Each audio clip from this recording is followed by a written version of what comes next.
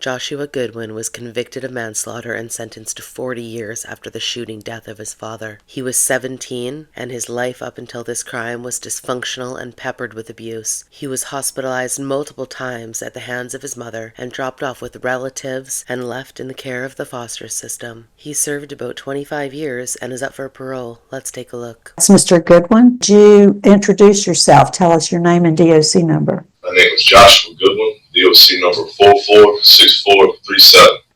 Mr. Goodwin is represented by counsel. Counsel, would you enter your name in the record, please? Good morning, Jane Hutchison, here on behalf Counsel for the Louisiana Parole Project, here on behalf of Mr. Joshua Goodwin. Okay, thank you. And also here with us in Lafayette, in support, who will be speaking is Mr. Andrew Hundley. Mr. Goodwin, let me just explain the process briefly. I'm going to read some information into the record, just identifying information. I'll ask you to verify that it's correct. And then we'd like for you to take a moment to tell us what got you to jail, why are you here, and why do you think we should vote to parole you today? Then we'll hear from the captain and the lieutenant, and then we'll hear from those, Mr. Hundley and your attorney, before we begin our interview process with you. Your case has been assigned to Mr. Barra, who is seated to my left. He'll take that lead. Okay, you ready? Yes, ma'am. All right. Mr. Goodwin, you are classified as a first felony offender. You're currently serving a 40-year sentence. You were sentenced in West Carroll Parish, July 17th, 2001, to 40 years for a manslaughter conviction. Your parole eligibility date is August 13, 2024, and your mandatory good time release date is January 16, 2033. Is that information correct? Yes, ma'am, it is. Okay, thank you. Would you tell us then why are you in jail, your version, and then why do you think we ought to vote favorably for you today? I'm in prison.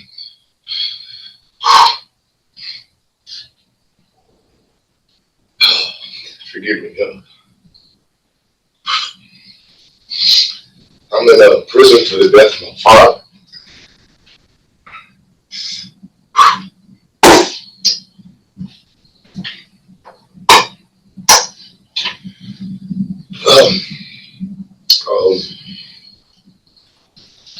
In 1999, I was arrested for the shooting death of my father.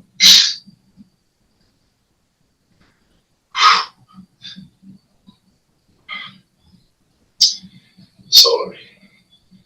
It's okay, take your time.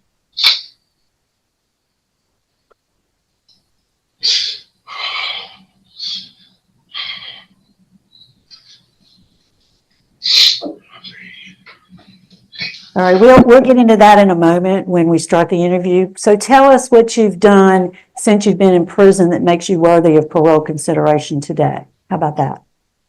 Yes, ma'am.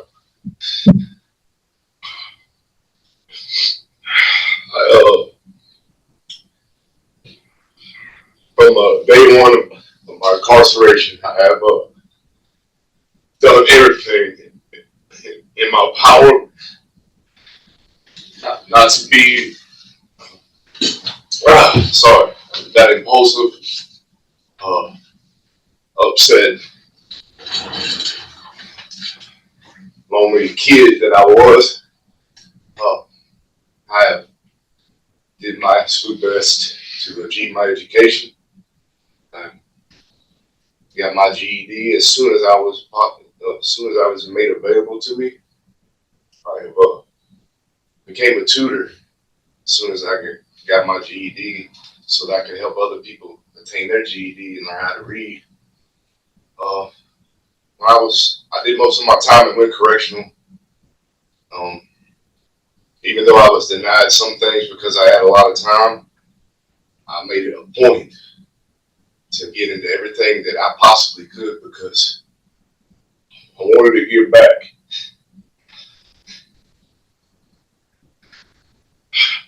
So, in every possible way that I could do it.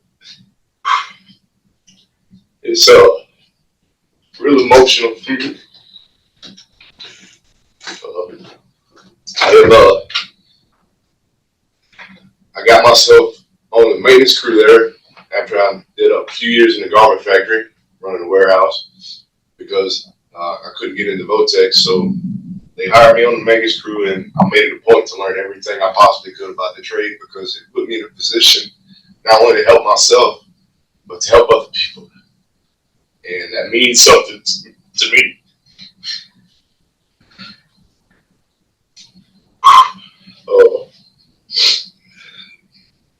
The work I do is an outlet for me to give back, because it's something I feel that I've got to do.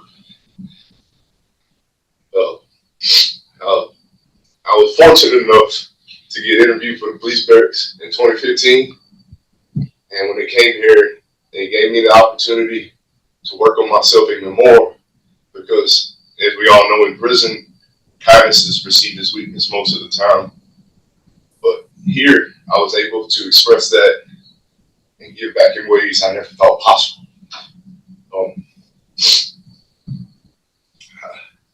It's everything I thought and hoped it would be. I was able to get back in school and get my EPA certification in HVAC as a universal technician. I was able to get the KG raise pre-release. I was able to achieve level 2 in electrical in NCER through BR Batteries Community College when they came here. And I'm trusted enough to have a shop area to where I have 2 students that I'm mentoring in HVAC, teaching them the trade and giving them life skills and showing them moral direction, because I see myself in these people. Everything I have achieved has been by the grace of good people around me.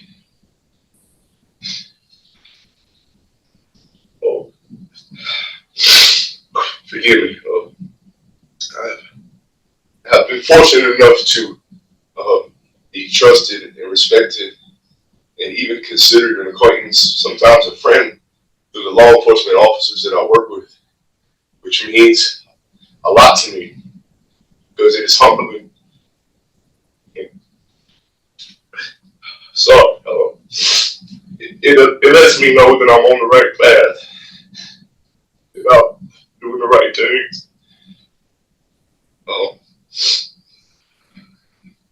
It's just, if I'm given the opportunity for parole, I'm lucky enough to have the support of these officers who have extended their hand to me and their help. These are the people that I'm going to surround myself with, continue to surround myself with, because having their respect is not something that I take lightly. It's something that you earn each and every day. And I know why I'm in prison. I've never denied it. And it is heartbreaking for me and everybody.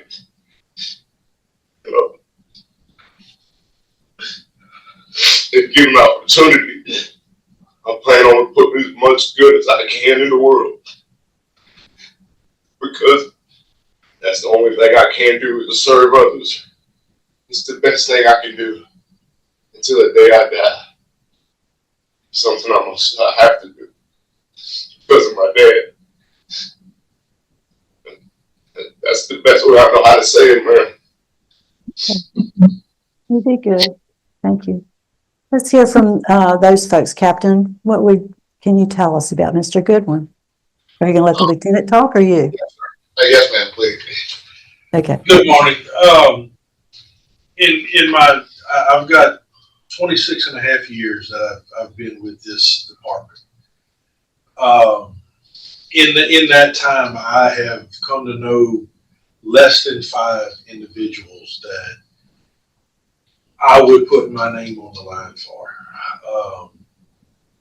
And I can tell you that this man sitting to my right is one of them. I don't know in my time here, somebody that's been incarcerated, have I ever met a more genuine person that is more concerned about anybody else above himself. So much so that in my tenure I had here, where I was in that seat over there, this man right here was the first one I would go to bounce some ideas off of him, to see how it would be perceived by the population. Aside from that, the class he spoke of, he actually came to me before he did it to give me the idea that he saw other guys that were incarcerated with him that were getting out soon. And he saw the skills that were lacking, and he knew the skills that he had. So he asked me if he could start a class teaching how to install light switches, outlets, fix air conditioners, install ceiling fans, working on refrigerators, whatever. He asked if he could do that. And of course, we allow him. He doesn't do it during the day. That's not his job. That's what he does on his spare time. But what's to me more impressive than that is not just that, but it's in the last several months where I've had other inmates who aren't really quick to show appreciation for another inmate have pulled me to the side to tell me how much they appreciate this class, how much they've gotten out of it, and how they wish this happened more than what it does. So other than that, I can just tell you, I didn't know Josh before he came here, before 2015. I'm glad to know him now, and if he is granted today, or if he stays here, I will be happy to know him for the rest of my life. So thank you. Thank you. Captain, anything to add? There's nothing else I can say that would top what's already been said. We put a great deal of faith and trust in the people that we have here. And Josh is one of the people that no matter what's going on, whether it's a gate that doesn't work at 2 o'clock in the morning or an air conditioner that went out, if we call him, he's coming, and he's going to come with a smile on his face, and he does the job. He figures it out, and he makes it work for us. So we're glad to call him our friend. Thank you. Mr. Hunley, could we hear from the Parole Project? Thank you, Andrew Hunley, with Louisiana Parole Project here to confirm to the board today that Josh is a client of our organization. If he were to be granted parole release, we offer him long-term housing in Baton Rouge, where he would remain with us for the foreseeable future, not only while he is completing our reentry program that's designed to help people who have spent long periods of incarceration reintegrate back into the community, but also to help him rebuild his life in an area away from where the crime was committed. Also stand before you today. This is a unique situation, but we're prepared to offer Josh employment with our organization. As you're probably aware from your notes, he's a pretty skilled HVAC and electrical technician, has a lot of responsibility with state police. Louisiana Parole Project operates a few dozen residential properties for transitional housing, so we quite frequently have to use private contractors for HVAC and electrical work. So we would be prepared to offer Mr. Goodwin a full-time job with competitive pay and benefits. So he would truly be a long-term, not only client, but asset for our organization if he is released. Thank you. Thank you. Ms. Hutchinson? Yes, thank you, board. As you can see, the Joshua that you meet today is extremely remorseful and hurt by the crime that he committed. And this has been his true feelings and sentiments the entire time I've spent with him. That pain that he feels, and that from being both the person that took his father's life and losing his father.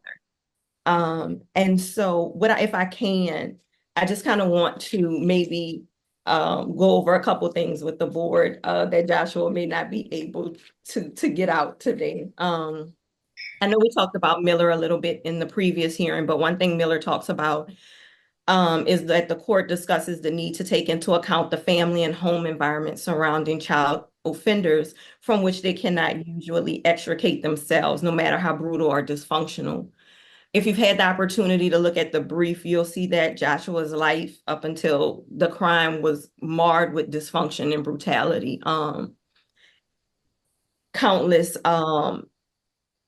times he was sent to state hospitals by his mother and put on medication, sent to foster homes, sent to live with various family members until they kind of decided they didn't want him and they pass him along. And that environment stayed like that up until the crime.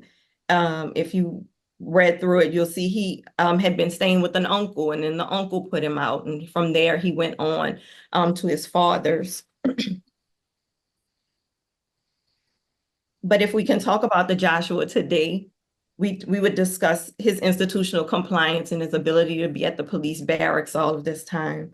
With only 7 disciplinary infractions in 25 years, the last one being over 12 years ago. I often look at Joshua's GED performance and wonder how great he would have been if he had just been given the mere opportunity to not live in dysfunction. He scored in the top 1% of test takers for literacy and reading, which was why they pulled him to be a tutor. He could have done amazing things in school had he been given the opportunity as a child, but his life was so unstable that prison provided him the most stable opportunity to get his GED. What he won't tell you is that when he joined the maintenance team so that he could learn HVAC because he wasn't eligible for vocational school, the person who was in charge of HVAC only had one leg, and Joshua would put him on his back and bring him up to the units so that he could learn, and that they gave him books that he would read in the evening because he actually wasn't able to do the coursework. When he talks to you about redemption through service, he really means it. The first thing he said to me was, I want to be able to still come back to the barracks and implement a program so that these guys can get additional training so that they can come home and do things, do more things and have more ability. In 2013, Joshua came before this board for a clemency hearing. At the time, he was not eligible for discretionary parole. At the time, there was a speaker, Mr. Randall Dollar, who spoke on behalf of supporting Joshua. And I just wanted the board to know that in the last 11 years, Mr. Dollar is a little bit older, so he was not able to travel, but he wanted to make sure the board knew that he calls Joshua a precious person and that he and his wife are still here to support him. Also at that hearing, his aunt, Miss Carlin Goodwin, was there. She was the sister of the victim, and she also spoke in support of Joshua. And I just wanted to make sure the record did reflect that previously there were members of the family that spoke in support. I know that typically the board looks at when someone takes a plea deal, as Joshua did, and got a 40-year sentence for manslaughter, there's often an conversation about them serving that time because they would have essentially got a break. I do want to, if I could, direct the board at least to page 8 of my brief. At the time, Joshua took the plea agreement in which his attorney, the sheriff's office, the district attorney's office, his attorney and the family were present. The question came before the court whether or not Joshua would have to serve the full 40 years. And the court said that while the judge couldn't remember the exact amount of time, he believed it would be between 50 to 85%. So 50 on the low end, 85% on the high end. He wasn't quite sure what it was. So I do want the board to know that the family would have known at the time that Joshua would have been eligible to be released prior to the 40 years, the completion of the 40-year sentence. And he's right at about 63%. He has a strong rehabilitation plan with the Louisiana Parole Project. We've already identified the additional courses that he can take with Baton Rouge Community College. And he also has a detailed trauma and grief plan with our social worker that I do believe Mr. Huntley has a copy of if you'd like to see, because we do want as you are able to see, he is still very much traumatized by all that has transpired, and we'd like to be able to support his mental health as he goes forward. Thank you. All right, thank you. Sorry. Mr. Byron, it's your case. You want to take the lead? All right, Mr. Goodwin, I'm gonna help you with some of the hard part and get the facts of the case on the record. On August 12th, 1999, police received a call that Roy Goodwin was found dead in his home. On the 13th, the coroner determined that Goodwin died from close contact gunshot wound to the head. He also reported he had found buckshot in the pillow that was under the victim's head. It was learned that Roy's son, Joshua, had recently moved in with him, but Joshua was nowhere to be found. During the investigation, police interviewed Charles Summerall, who told them that Joshua told him he had killed his father. When Joshua was arrested, he admitted to killing his father, but he did not mean to do it. He said he was abused by his father, and he went and got a gun. Joshua said his father charged him and grabbed the gun, and the gun went off, killing him. So I just got one tough question. Why did you think that that was the answer and not just leave? I didn't think, sir. I wish to God I would have. Every single day, I did not think. I acted impulsively. I was upset. I was angry from the fight we had been having. I didn't think, sir, and I've spent every single day since then wishing to God that I had. Because I know the pain. I want it. I'm sorry. I'm responsible for taking my dad's life, and I wanted to destroy my whole family. And I would give anything in this world to undo it, but I know I cannot. My answer to your question, sir, is that I did not think, that I was upset, I was angry, and I acted impulsively, and I wish to God I had not.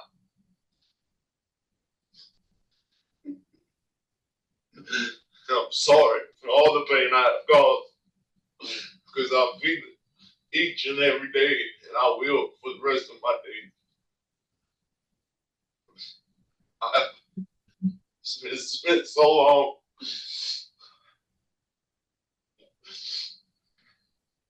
All right, that answers it good enough for me. Let me give you an easy question now. What do you consider your biggest accomplishment while you're incarcerated? Helping other people know that they can talk to people, that they're not alone, that violence is not the answer. I've spent a long time and got to know a lot of different offenders. Some of them with similar circumstances. And it's always made me feel the most accomplishment when I can help other people and know that they are better people because of it. And it helps me be a better person, because that's all I can do is try to put good back in the world, sir. That's my biggest accomplishment, is helping other people. And it will be, and it will continue to be, sir. Right. That sounds good. Thank you for that. Also, I got to commend you on all the letters that I've seen from officials at the state police barracks, and letters of recommendation. That you've obviously done a tremendous job with everything you put your hand to over there. So congratulations on that one. That's all the question I have. Ms. Liddell? We have nearly 200 pages in your file. And I've read all of them. And it includes everything. And I just wanted to make note that in your disciplinary conduct, your reports, you have 7 write-ups, but you only had 3 bad days. Because on 2 of those, you got 3 write-ups for different infractions. So it looks to me like you've only had 3 really bad days in prison in terms of conduct. And that's notable,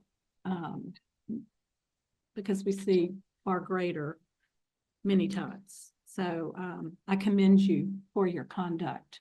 And since you've been at the state barracks, is it 9 years? Yes, ma'am. You've only had praise. So I don't have anything else. Thank you. So Joshua, how old were you when this happened? I was 17, man. And how old are you today? I'm 42, be 40 in January. And at the age of 17, what grade had you completed in school? The 8th grade, ma'am. I dropped out when I was 14 years old. And do you know why you dropped out? Yes, ma'am. I tried to get odd jobs. I was living with my mother at the time. So I was trying to help her pay the bills. We were living in a housing authority in Ruston at the time, and I had 2 little sisters. I was just trying to help her, so I quit going to school and went to work. Yeah, I read that all in the record, but I thought it was important for you to say it. And I am so impressed with the good work you've been doing, helping others. It's very impressive. I don't think we have any other questions. I think we're ready to vote, and Mr. Barrow will be voting first. All right, Mr. Goodwin. I've taken note that in this case, there's no opposition from the victim's family, which obviously is your family too. So they all have forgiven you and they are recommending you to be released, which makes a big part of my decision easy. That you are 17 years old at the time of the offense, that you have a good reentry plan with Parole Project, that you have a good record in prison, that you're a true first offender, that you have numerous letters of recommendation from prison staff. So all of that taken into consideration, I'm going to vote to grant your parole conditionally, that you follow the special condition of complete that victim class that Mr. Hunley was just talking about, since it doesn't look like you had a whole lot of opportunity at state police to take that. So take the victim class with Parole Project, that you remain with the Parole Project for at least 1 year, but that doesn't look like that's going to be a problem either. And that you speak to at-risk children and let them know how one bad decision can wreck your life for a long time.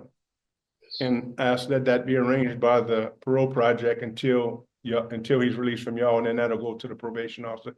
And I would say quarterly on that. So good luck to you. Thank you, sir. Ms. Ledoux. You know, Joshua, I would like to say emotional responses don't move me. Okay, but they do. I'm not negating your feelings of remorse, but I tell you what does move me, and that is demonstrated work ethic and rehabilitation. And you have done that.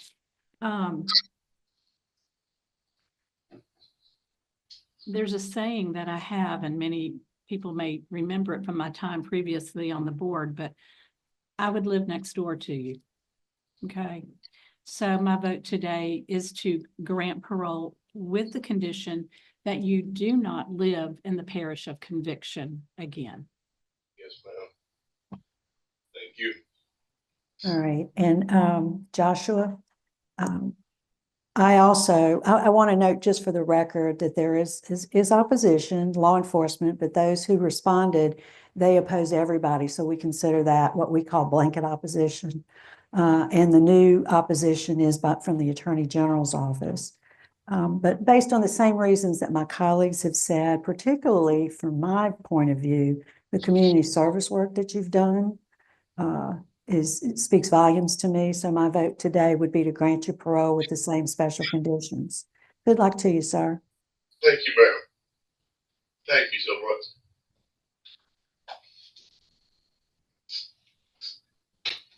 Given Mr. Goodwin's upbringing, do you agree with the board's actions? Let me know what you think in the comments below, and please consider subscribing for a new video every week. Until next time.